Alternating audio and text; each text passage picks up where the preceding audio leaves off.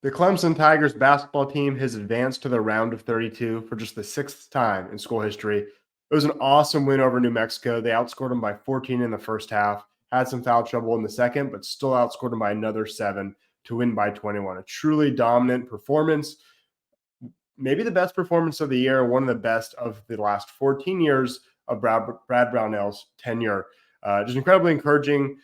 New Mexico was 21st ranked according to KenPom coming into the year, despite being an 11 seed, and Clemson was only 33rd ranked, despite being a 6 seed. And KenPom, the advanced stats, which I generally trust pretty well, it only gave them a 44% chance to win. A lot of people were believing that, including Clemson fans in the pool I run. It was mostly Clemson fans. A lot of people were taking New Mexico. That wasn't the case. Even Vegas favored New Mexico, but Clemson showed them awesome performance and a big win. Before I dive in, just want to mention our sponsor to this video and this channel for the time being is The Respian Man, the first book of the Infinity Realm series. I'll put the information in the description below so you can check that out if you're a reader. The author is a friend of mine who's from South Carolina, went to Boiling Springs High School. So check that out if you enjoy reading. But to this game, Clemson came out in the first half. PJ Hall played well, hit 2 early threes, and is often the case when he's shooting threes. Those were the only 2 he hit, but scored 12 in the first half, looked pretty good. Chase Hunter was good in the first half, got a lot better in the second. He had 6 points, but 5 assists in the first. He picked up the scoring in the second. Gerard was okay in the first half. He had 6 points. He'd slow down. Shefflin and Clark sort of did their usual thing. New Mexico could not buy a 3, 2 for 11 in the first half from 3, and Clemson led by 14, even though PJ Hall had 2 fouls and sat towards the end of the first half, but it didn't slow him down. Clemson took a 14-point lead into halftime, and Clemson came out of halftime and really just started building on that lead. Nothing was really going to slow them down. They were passing the ball really well. Gerard, of course, draws the defense to him because they assume he's going to shoot, and they're scared of him shooting. And he hit Ian Shefflin for 3 early. They're really early in that second half. That really started to help Clemson pull away. RJ Godfrey, he had 6 points in the first half, didn't score in the second, but he was passing the ball great and was really valuable when foul trouble for Shefflin and Hall hit.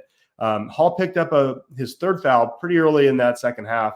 Really didn't play a whole bunch in the second half. And even when he did, he was quiet. He only scored 2 more points the rest of the game. He had 12 first half, 14 the second half, only 3 rebounds. Really not the best game for him.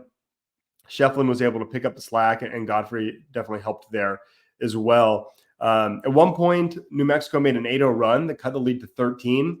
There's still plenty of time left at that point. And that's when you felt like Clemson's got to answer. They've got to show some maturity. And it was Chauncey Wiggins, of all people, doesn't get a ton of minutes. He made a big 3-pointer that pushed the lead back to 16, and New Mexico really never challenged from there. Some foul trouble for all 3 bigs for Clemson, with Shefflin, who had 3, Hall, who had 4, and Godfrey, who eventually fouled out. That made it a little scary, but it never really became a factor that made the game close in any meaningful way.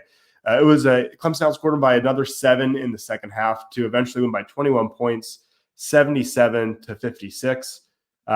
Chase Hunter was awesome. He was great, and he's the guy who makes the biggest difference. I mean, you can have a day where Hall's not great, or Gerard's not great, or Shefflin struggles, and other guys pick him up. But the guy who makes a difference when he is on, when Chase Hunter is on, this team is really, really good.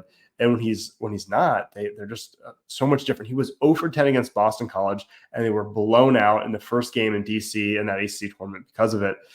He bounced back in a huge way. 8 for 16, 21 points, 6 assists, 2 steals, lockdown defense, drew a charge, just attacked the basket relentlessly. I thought he was really, really outstanding. So huge kudos to him.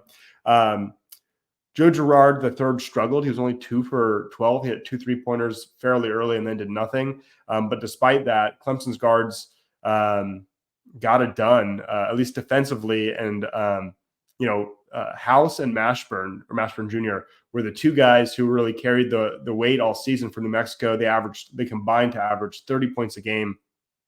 They only scored 18 in this one.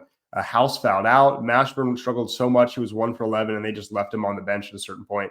So Clemson's guards really outplayed him. And oftentimes Clemson's guards just need to play him even, and then the bigs can carry the weight. In this case, Hunter was so good, and the defense was so good against their guards that made a huge difference. Another guy to shout out, Ian Shufflin, just doing his thing. 16 points on 6 for 10 shooting, 12 rebounds. He's just an elite rebounder, and he could score too. The ACC's most improved player in the conference this season. So just take a moment and enjoy it. Clemson's only advanced 6 times in the NCAA tournament to the round of 32 ever. So this isn't going to come around a lot. Maybe it'll start coming around more often. I know there's a lot of controversy around, not controversy, just a lot of people don't like Brad Brownell, and that's fine.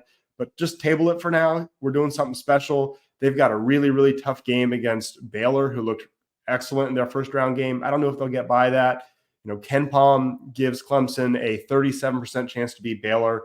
But frankly, I said before the year, this was a big prove it year to me for Coach Brownell. I really didn't think he would ever advance again.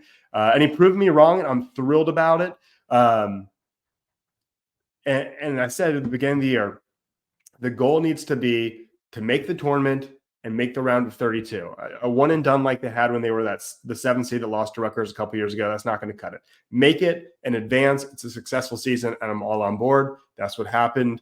I'm all on board. Let's see what happens now. So, hey, thanks for watching. If you haven't already, please subscribe to this channel. I'd really appreciate it. And check out our sponsor, Respian Man. Thanks for watching, and go Tigers.